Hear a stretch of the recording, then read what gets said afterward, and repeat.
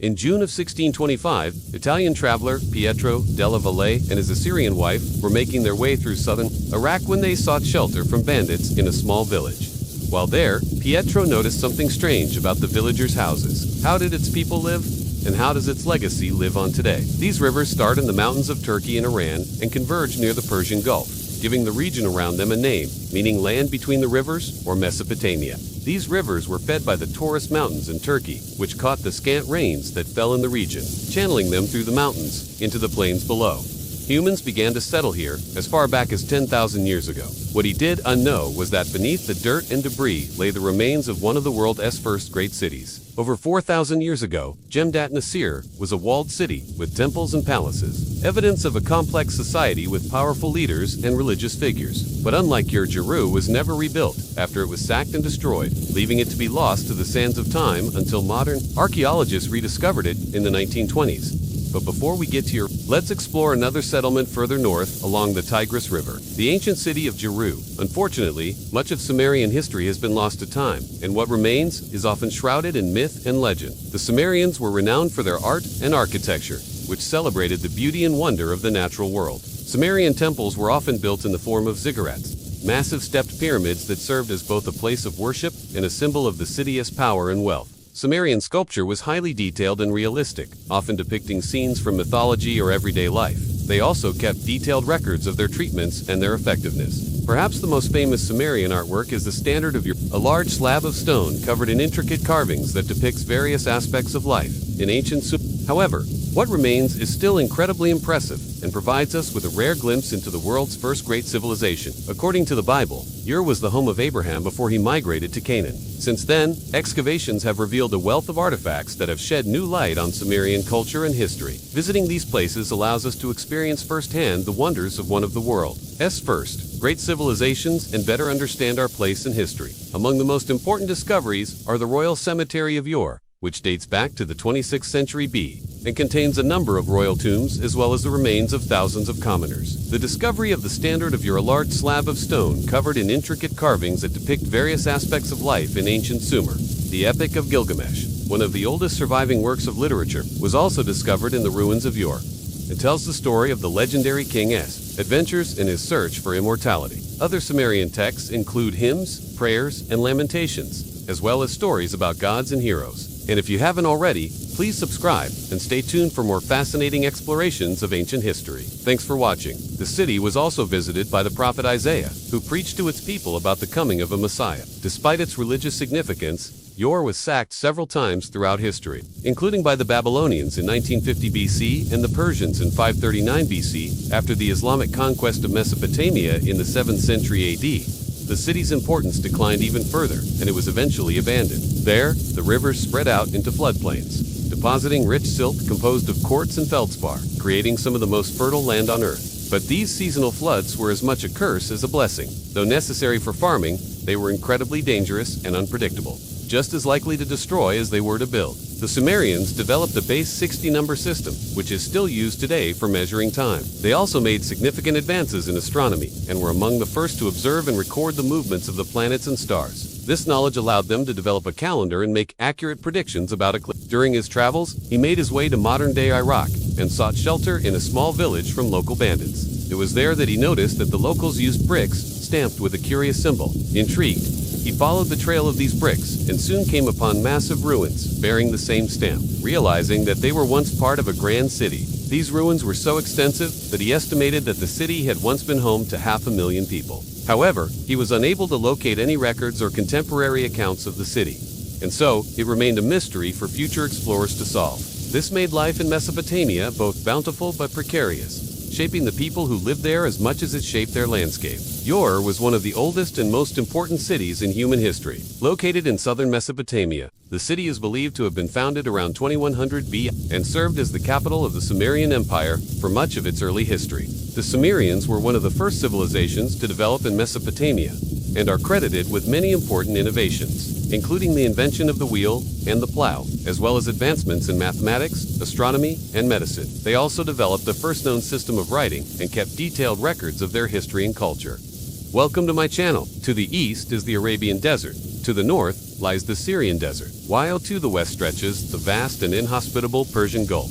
This meant that those living in Mesopotamia had little choice but to settle along the river valleys, a pattern that continues to this day. And the rivers were anything but constant. Though the Taurus Mountains received enough rain to feed them, most of that moisture came in the form of snow, which melted slowly during the winter months, feeding the rivers at a fairly consistent rate during the colder seasons. However, during the summer, as temperatures soared, the melting snow could not keep up with the scorching sun, leaving farmers to pray for rain and face the possibility of devastating droughts. If the rains failed, entire fields could be wiped out in an instant, leading to famine, but if the rains were too successful, the rivers could overflow and wash away entire villages. So those who farmed and settled along the rivers lived in a constant state of flux, always preparing for the next disaster, be it flood or famine. Today we are exploring Their bricks were stamped with an enigmatic symbol. Intrigued, he set out to find the origin of these strange bricks. And what he found would change history forever. But to understand where Ur is, we need to understand a bit more about the geography and environment of Mesopotamia. Massive ruins stamped with this same symbol lay all around him. He had found the biblical city of Ur to the very first recorded human civilization. But how did this incredible city look? Ur is located in modern-day Iraq, just over 30 miles or 50 kilometers south of the modern city of Nis. The modern country of Iraq sits at the confluence of two major rivers, the Tigris and the Euphrates. This region is surrounded by deserts on all sides. All of this makes it easy to see why Mesopotamia has been called the cradle of civilization. When Pietro della Valle discovered it in 1625, it was nothing but a mound of rubble, indistinguishable from the many others scattered across the plain. By exploring these ancient cities and the empires they once belonged to, we can learn more about our own history and better understand how the world we live in today came to be. Let's return now to our story. As mentioned earlier, Pietro della Valle was an Italian explorer who traveled to Asia in the early 17th century. As it turned out, Pietro had stumbled upon the ruins of the ancient city of Ur. One of the most famous rulers of Sumer was whose exploits are recounted in the Epic of Gilgamesh, one of the oldest surviving works of literature. What Ur lacked in political power, however, it made up for in cultural influence. Sumerian literature is equally impressive. The Epic of Gilgamesh, as mentioned earlier, is one of the oldest surviving works of literature. Sumerian science and mathematics were also highly advanced for their time. Sumerian medicine was also highly developed. Sumerian doctors were skilled in treating a wide variety of ailments and were familiar with the properties of various plants and herbs. Sadly, much of Sumerian knowledge was lost when the city was sacked and destroyed by outside invaders. Ur was rediscovered by modern archaeologists in the mid-19th century. Though physically Ur may be gone, its legacy lives on through the many archaeological sites and museums that showcase its incredible history. That's all for today. Did you enjoy this video? Let me know your thoughts in the comments below. The land between the rivers is one of the most fertile regions on Earth. Its natural environment made it perfect for growing crops and raising livestock. And thousands of years ago, humans took advantage of this with some of the earliest settled agriculture ever known, and animals, and the settling down into villages in southern Iraq. One theory suggests that people from the Arabian Peninsula arrived in the region. The development of farming allowed people to stay in one place and grow their own food instead of having to constantly move around in search of food. It also led to an increase in population, and eventually the development of cities and states. They had scribes who kept records and wrote down laws. They developed many of the things that we take for granted today, such as farming, writing, and the concept of zero. They also built impressive cities and temples and made great advances in science and mathematics. And while you're at it, be sure to like the video and share it with your friends. Thanks for watching. The Sumerians are considered to be one of the first great civilizations in history. They laid the foundation for many of the things that would come after them. Without the Sumerians, the ancient world would have been very different. They also had officials who collected taxes and oversaw the distribution of goods. We'll pick up right where we left off and take a look at the Akkadian Empire, which was founded by the great King Sargon I. We'll explore the rise and fall of this empire, as well as the many accomplishments of the Akkadians. So don't miss out. Be sure to subscribe so you never miss an upload. They even had a type of police force to keep order in the cities. Despite all of these innovations and accomplishments, the Sumerians were not without their problems. As the population of the cities grew, so did the number of poor people living there. Many of these people were dependent on the government for food and other necessities. There were also frequent droughts and floods, which could devastate the food supply. Despite these challenges, the Sumerians continued to innovate and develop. They made great advances in mathematics, astronomy, and medicine. They also invented the concept of zero and developed a system of writing that is considered to be the oldest in the world. As the Ubaid period drew to a close, the settlements began to get larger and more densely populated. By 5400 BC, one of these settlements would grow to become perhaps the world's first true city. Eridu sat at the mouth of the Persian Gulf. It was originally nothing but a small village, but as more and more people moved to the area and began farming the land, the settlement grew rapidly. By around 5400 BC, it was home to around 5,000 people. At its center was the temple of the god Enki, who is believed to have created humanity. The temple was also the seat of the Nci, or priest king, who ruled over the city. The Nci was both a religious and political leader, and he was assisted by a group of priests and administrators. The city was divided into several different districts, each of which was responsible for a specific task. There was the residential district, where most of the people lived. There was the agricultural district, where the food was grown, and there was the industrial district, where goods such as pottery and textiles were produced. Eridu was a thriving city, and its wealth and power would inspire other settlements to become cities as well, and brought with them domesticated sheep and goats, while others point to Anatolia as the source of early Mesopotamian domestic animals. Each city-state was independent and ruled by its own Nci, but they all shared a common language and culture. The Sumerians had developed a new type of architecture using mud. Bricks. This allowed them to build larger and more impressive structures than the Ubaid people had been able to. They also invented the plow, which made farming much easier and more efficient. This led to even more food being produced and the population of the cities growing even larger. The Sumerians also invented wheels and used them to make carts and chariots. They also built barges to help transport goods and people up and down the river. With all of these innovations, the Sumerians were able to trade with other cultures. They exchanged goods such as textiles, pottery, and metalwork for things like cedar wood and silver. This trade brought great wealth to the city-states and made them even more powerful. Domestic cattle are likely native to the region itself and were the result of early Mesopotamians capturing wild oryx and taming them over time. Early Ubaid settlements were small, probably only housing around 200 people, but they quickly grew in population as agricultural techniques improved and more food became available. Some of these settlements include Abu, which dates back to 6500 BC and was one of the earliest sites of fully fledged farming. Tel Ubaid, which is also from around 6500 BC and considered the namesake of the entire period, and Eridu, which dates to around 6400 BC. These early settlements all had full-time farmers and animal herders, who lived alongside other members of their community, who worked as artisans, priests, and other roles. It should be noted, though, that at this stage they weren't really cities. They were mostly just small villages. The region we're talking about is commonly known as the Fertile Crescent, which includes parts of modern-day Syria, Jordan, and Iraq. Hunter-gatherers had long been exploiting the reeds of the marshes in the region, and early farmers built on that tradition. In order to farm the land away from the river, they dug canals to bring water out to the fields. As more and more canals were dug, they created a network that stretched along both sides of the river, and thanks to the silt carried by the floods, the soil was incredibly fertile. The Ubaid people would grow cereals such as barley and wheat, as well as legumes like lentils and chickpeas. Dates were also a staple of their diet, as well as various fruits and vegetables. They also exploited the marshes in another way, by using the reeds to build houses and even boats. The reeds could easily be harvested and woven together to make sturdy structures, and so early Mesopotamians used them to construct everything from their homes to their ships. And finally, it should also be said that the Ubaid people kept many of the traditions of the hunter-gatherers who came before them. For example, they continued to fish in the rivers and hunt wild animals. They also still gathered wild plants and fruits in addition to what they grew themselves. And specifically today, we are going to be looking at the very beginning of farming here around 6500 BC, as well as the birth of one of the oldest civilizations in the world.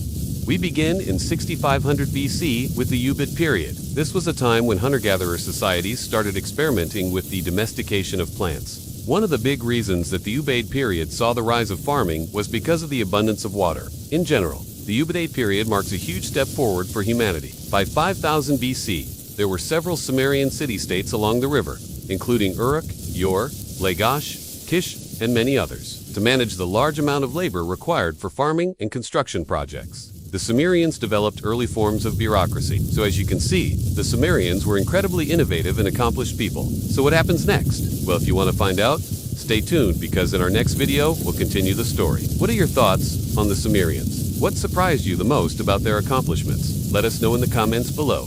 Last time we talked about how city-states took root in Mesopotamia during the Uruk period, developing the world's first cities and writing system, as Uruk reached its zenith. However, it would also face challenges that threatened its way of life. So let us explore how these challenges would shape Mesopotamian civilization and see if they would spell doom for the region or lead it towards new heights, but over time, it would become so much more than that. Pictographs evolved into phonetic symbols, and eventually, the Sumerians developed a full phonetic writing system. One particularly game-changing invention was the fast potter's wheel. By the late Uruk period, tensions between city-states were growing. Two of the most prominent city-states, Lagash and Umma, were vying for territorial supremacy and access to resources. Their disputes would culminate in the first recorded war between cities. In about 2334 BC, Sargonic forces marched on the Sumerian capital of Nippur, defeated the Sumerian king and deposed Lugal-Zaggisi, uniting Sumer and the neighboring region of Akkad under his rule. Trade flourished as merchants traveled safely throughout the empire, exchanging goods from distant lands. Agriculture and industry thrived, producing abundant food supplies and stimulating crafts and manufacturing. The impact was devastating. Rinderpest, a highly contagious viral disease, swept through livestock, decimating herds and causing widespread famine. The collapse of the Akkadian Empire marked the end of an era, bringing to a close the first true empire in world history. Its demise was not merely a change in rulers or a shift in power dynamics. It represented a profound transformation in the political, social, and cultural landscape of Mesopotamia. The once vast empire was divided into smaller, more independent states, each vying for power and resources. This fragmentation not only marked a significant shift in the political dynamics of the region, but also had profound consequences for the cultural and intellectual landscape of Mesopotamia. As food supplies dwindled, social unrest grew, and many subjects turned against the Akkadians, seeing them as oppressors who had brought ruin upon their lands. Sumerian, once marginalized during the imperial era, experienced a revival, becoming an important language of religious and scholarly discourse. This linguistic shift had a profound impact on Mesopotamian culture, shaping the way knowledge was transmitted and preserved. The empire, already weakened by internal strife, was unable to cope with the crisis effectively, and soon the Akkadian Empire collapsed. The seeds of innovation sown during the earlier periods continued to bear fruit, laying the foundation for future advancements. The innovations, achievements, and challenges faced by the Sumerians and Akkadians offer valuable insights into the complexities of early human societies. Their contributions to mathematics, astronomy, literature, and law continue to inspire awe and wonder. And their struggles with environmental change and political instability serve as a reminder of the fragility of even the most advanced civilizations. The rich intellectual and cultural heritage of Mesopotamia continued to influence subsequent civilizations, leaving an enduring legacy that shaped the course of human history. But before we go, I want to hear from you. What surprised you the most about ancient Mesopotamia? Let me know in the comments below. Thanks for joining me on this journey through time. Until next time, keep asking questions and seeking knowledge. Who knows? You might just make your own history. The Akkadian Empire, already weakened by internal strife and restiveness among its subject populations, was ill-equipped to deal with the crisis. The inability to effectively address the needs of its people during these difficult times contributed to the empire's past downfall. The arts also flourished during this period, with temples and palaces adorned with intricate sculptures and carvings. Literature reached new heights, with epic poems like the Epic of Gilgamesh being composed. This climatic shift had profound consequences for Mesopotamia. Droughts, famines, and diseases ravaged the land, overwhelming the empire's ability to provide for its people. Crops failed, food shortages became widespread, and livestock perished. This ecological catastrophe had a devastating impact on the social fabric of Mesopotamian society. Large-scale migrations of farmers and herders in search of better living conditions led to increased competition for resources and tensions among communities. The collapse of trade networks and the disruption of agricultural production caused economic hardship and instability, further exacerbating social tensions. He went on to conquer neighboring regions, defeating the Elamite king and pushing as far south as the Persian Gulf.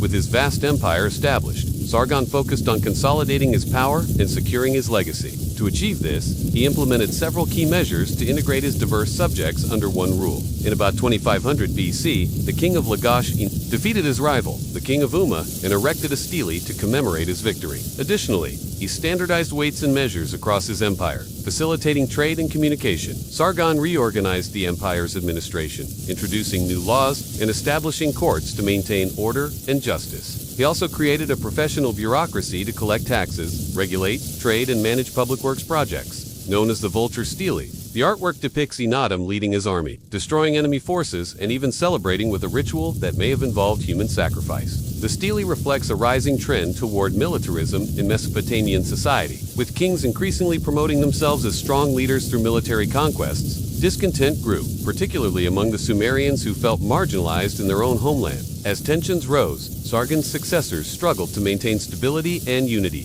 Sargon's son faced revolts in Sumeran, the eastern province, requiring him to spend much of his reign suppressing rebellions. His successor, Manastushu, worked to restore order and rebuild infrastructure, but his efforts were hampered by the growing instability and restiveness among the subject populations. Naram-Sin, Manastushu's successor, sought to reassert Akkadian dominance through military campaigns, but his focus on expansion rather than internal stability proved to be a fatal mistake. Unlike the slow wheel, which required two people to rotate the clay, the fast wheel could spin rapidly on its own axis, allowing a single person to create multiple pots at once. While the exact origins of the innovations associated with the early dynastic period are debated, many scholars believe they can be traced back to the cultural diffusion that occurred during the Uruk period. At the height of the Uruk period, control of trade routes and valuable resources like timber and lapis lazuli became a key point of contention among the cities. This competition for dominance led to the rise of powerful kings who sought to expand their territories and influence. One such ruler was Lugazajesi of Umma, who around 2334 BC overthrew the previous rulers and united the Sumerian city-states under his control. Although he proclaimed himself king of 4/4 of the world, his reign was marked by growing discontent and rebellions from subjugated cities. The stage was set for a new power to emerge and change the course of Mesopotamian history. As cities like Uruk, Lagash, and Umma grew and interacted with each other, they exchanged ideas, customs, and technologies. The Sumerians adopted the concept of zero from the Elamite people,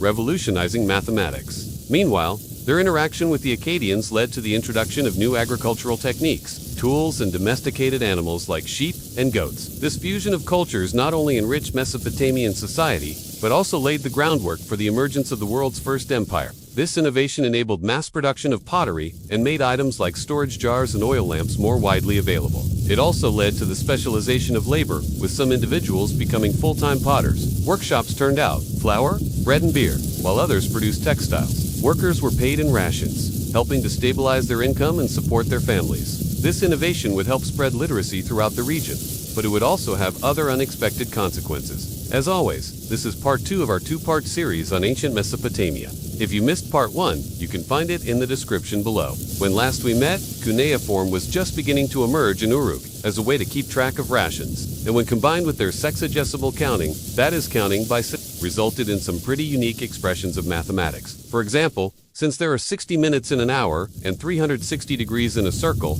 we have them to thank for those units. They also developed sophisticated geometry in the multiplication table. These mathematical advancements helped the Sumerians perform complex calculations necessary for trade, taxation, and large-scale construction projects such as temples and ziggurats. It also influenced the development of astronomy and timekeeping, allowing them to predict celestial events and keep track of time accurately. You see, the Sumerians used a base 60 number system, but it wasn't just abstract concepts like numbers and shapes that fascinated the Sumerians. Their innovations in material culture were equally impressive. However, not all was well in Mesopotamia. As the power struggles continued, the Sumerians would be swept up in a wave of cultural innovation that would transform their way of life forever. And speaking of empires, let's get back to the story. Enter Sargon of Akkad, a small Akkadian city northwest of One of his most significant strategies was the promotion of the Akkadian language in official inscriptions, which helped to create a sense of unity and identity among his subjects. Under Sargonic rule, Mesopotamia entered a golden age of prosperity and cultural achievement. Despite the empire's success, seeds of discord were sown as Sumerian culture and language waned in favor of Akkadian. In about 20 to 18 BC, heavy rains and flooding devastated Mesopotamia,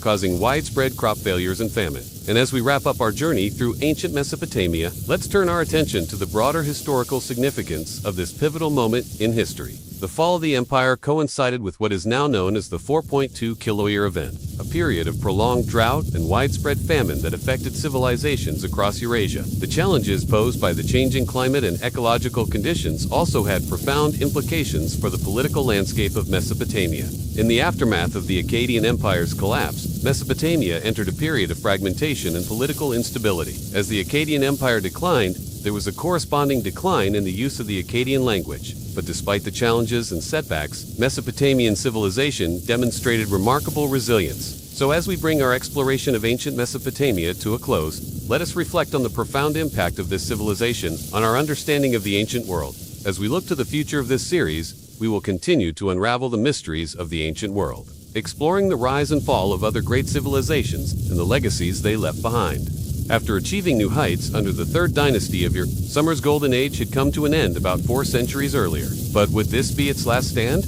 Or was there more history left to be written? And while the Akkadians found a way to keep going, the Sumerians did not. The only surviving record of their empire, the so-called Gudi King list, comes from a broken cylinder seal impression that appears to list all of their kings from their conquest until around 1860 BC. As exciting as this is for filling a glaring gap in our knowledge of this period, it also tells us that the Gudi likely didn't know how to read. Well, that wasn't great for growing barley, but it was excellent for growing salt. In addition to these domestic problems, various nomadic groups from the west sought to take advantage of the chaos and lay claim to Sumerian territory. While many regions of the ancient world saw gradual declines, Sumer was relatively unique in that its fall was quick and decisive. There are a few reasons for this. Firstly, despite the setbacks of the late 3rd dynasty of they had achieved a level of economic and agricultural prosperity unmatched anywhere else in the region. They were wealthy, powerful, and on top of the food chain, which gave them a target on their backs. Then there's the centuries of over-irrigation. While the flooding had proven beneficial in the past, bringing silt and nutrients from the Persian Gulf, decades of it caused irreparable damage to the soil, which ultimately contributed to Sumer's downfall. Next, we have the rise of nomadic pastoralism. The Arabian Peninsula and Iranian Plateau were home to several tribes who made their living raising livestock. Initially, they lived alongside the empires of the region and largely kept to themselves. But as time went on, they began to push further south into Sumer. Finally, there's the role of the elites. After centuries of centralized rule, there was now a class of wealthy landowners who were happy to sit back and collect rent. But when faced with an existential threat, they preferred to flee to the mountains than risk their lives. By 2000 BC, groups like the Elamite and Amorite, or Martu people, had pushed through the northern mountains and into Mesopotamia. Imagine waking up one morning to find out your entire country doesn't exist anymore. Would you move somewhere else or try to take over another country? Well, if you chose to move somewhere else, you would be acting pretty similarly to the Sumerians, who, after the fall of their empire, emigrated to places like Assine, whether it was because they felt superior to their neighbors or genuinely believed they were destined to rule. The Akkadians tried to recreate Sumer and Akkad, even though they had no idea how to irrigate the land properly. Meanwhile, the Sumerians who fled to Elam would help the Elamites reform their script and even take control of their religion. Ultimately, while the Sumerians might have lost their independence, their influence certainly did not disappear. But what would happen when their cultural descendants, the Akkadians, rose again? Well, you'll just have to tune in next time to find out.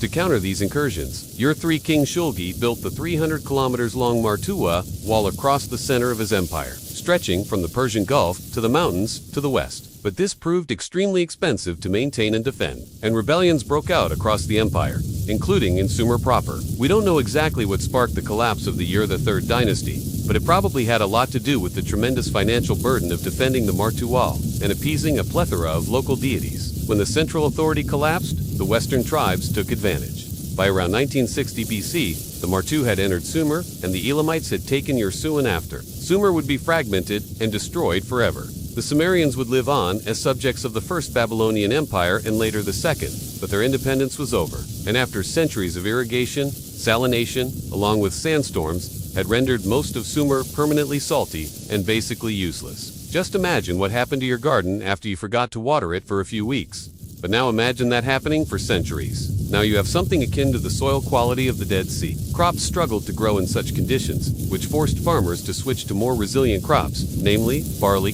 but overall, crop yields plummeted compared to previous eras. This led to hunger, hardship, and a general decrease in population. People migrated elsewhere, and cities shrank, which meant less revenue for whatever local rulers were left standing. If this is actually a genuine artifact, and not some clever forgery, then it would mean that over 400 years of accumulated Sumerian knowledge was lost during this time. The fact that it is impressed rather than inscribed also suggests that these kings were uninterested in writing. But then why does it exist at all? It could be that it was made by a later Sumerian king to legitimize his rule by explicitly showing the length of Gudi domination. Or maybe it was looted from somewhere like the ruins of Babylon, and nobody knew what it was and just decided to make an impression. Either way, we can see that the Gudi ruled like kings, but also like conquerors. They ruled over a subdued population, extracted resources, and appointed local elites to assist them in collecting taxes. One inscription from the site of Tel el-Lubad describes a Gudi official inspecting a filled with goods taken as tribute from the city. So while Sumer might have been able to put up a fight early on,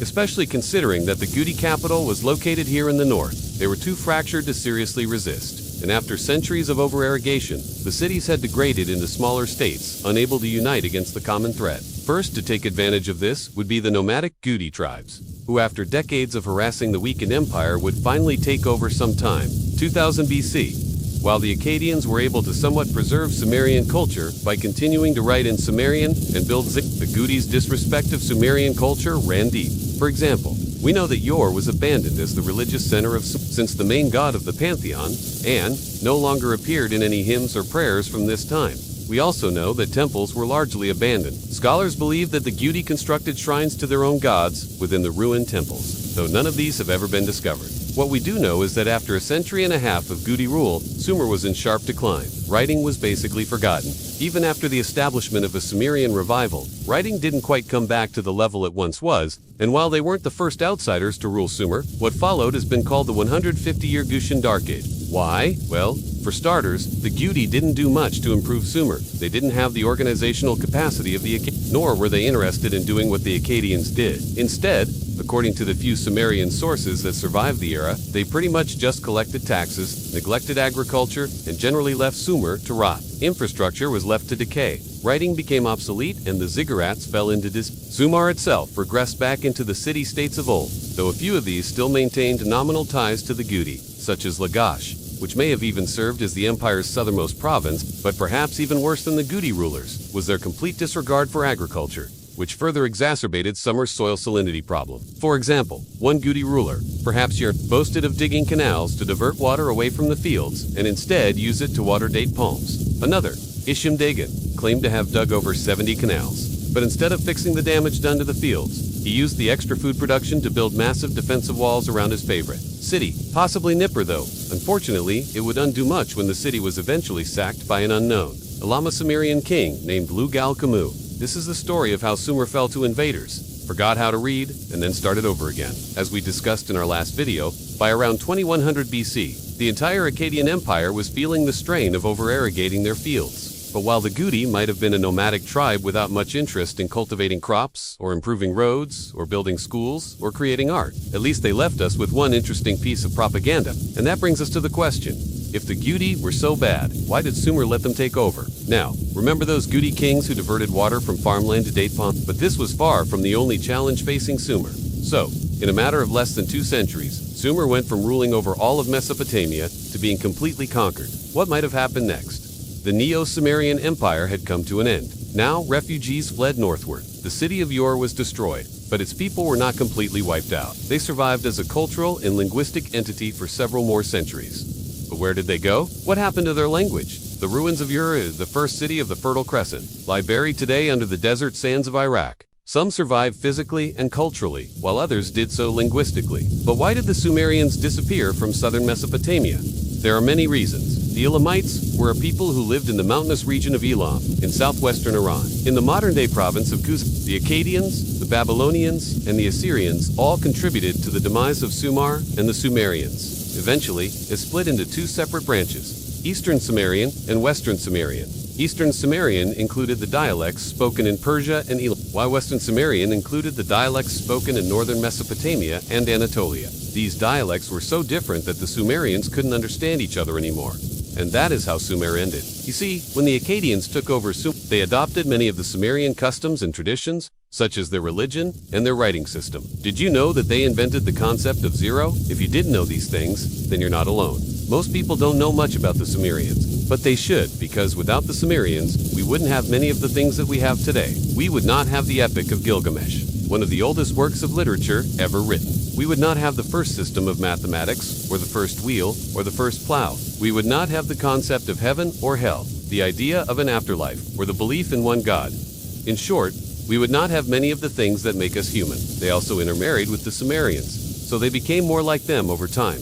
As a result, the distinction between Akkadian and Sumerian people gradually disappeared. However, this process was reversed when the Assyrians conquered northern Mesopotamia. They forced the Akkadians to adopt their language and culture, so the Akkadians lost their identity as well. Only the Sumerians remained distinct. They clung to their language and religion, but they were a minority in their own homeland. And when the Babylonians rose to power, they persecuted the Sumerians. They destroyed their temples and banned their language. Many Sumerians fled to Persia, where they lived for centuries. Their language was Elamite, and they were related to the Persians and the ancient Mesopotamians. The Elamites were first mentioned in historical records in the 27th century BCE, but they probably had a long history before that. They were a strong and warlike people who often fought against the Mesopotamian empires. The Elamites took advantage of the political instability in Sumer after the collapse of the Akkadian Empire, and they invaded the region. They sacked the holy city of Ur and destroyed its temples and palaces. They ruled over Sumer for a short time, but they were soon defeated by the third dynasty of Ur.